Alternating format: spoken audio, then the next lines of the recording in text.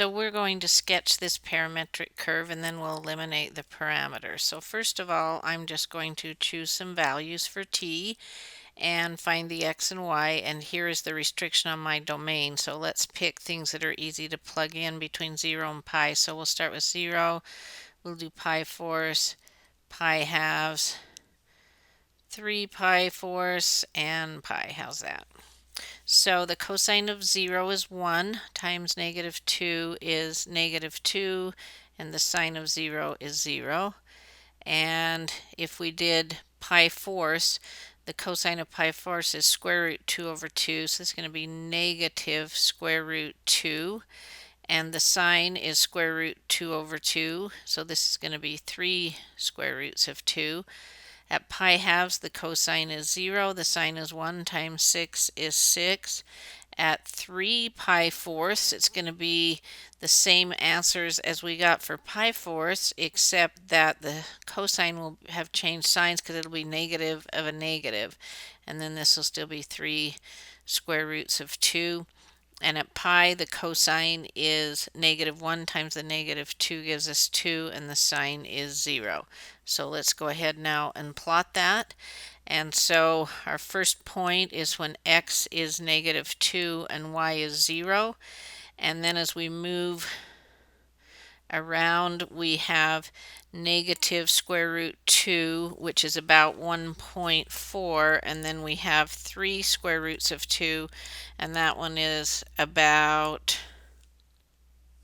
4 1/4. So we're going to go about negative 1.4 and up 1, 2, 3, 4, and a little bit more.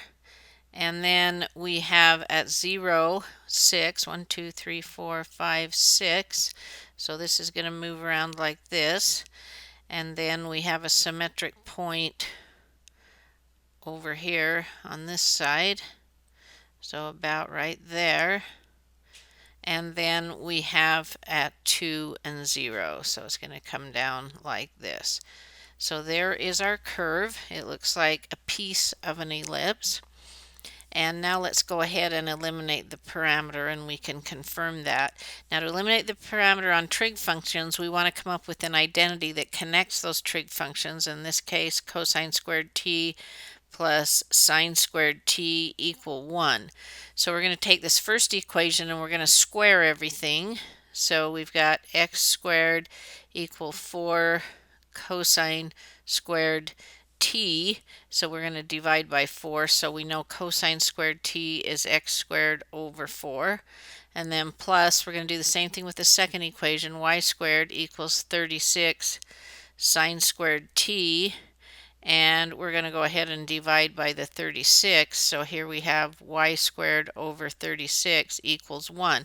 And hopefully you recognize this so we can confirm our graph, because we learned in college algebra that's an ellipse, and the length of the major axis, the long axis, is we go out 6 each way for the ellipse, and that was the square root of the denominator here, and we go out 2 each way in the x direction, and that's exactly what we drew with the restrictions on t.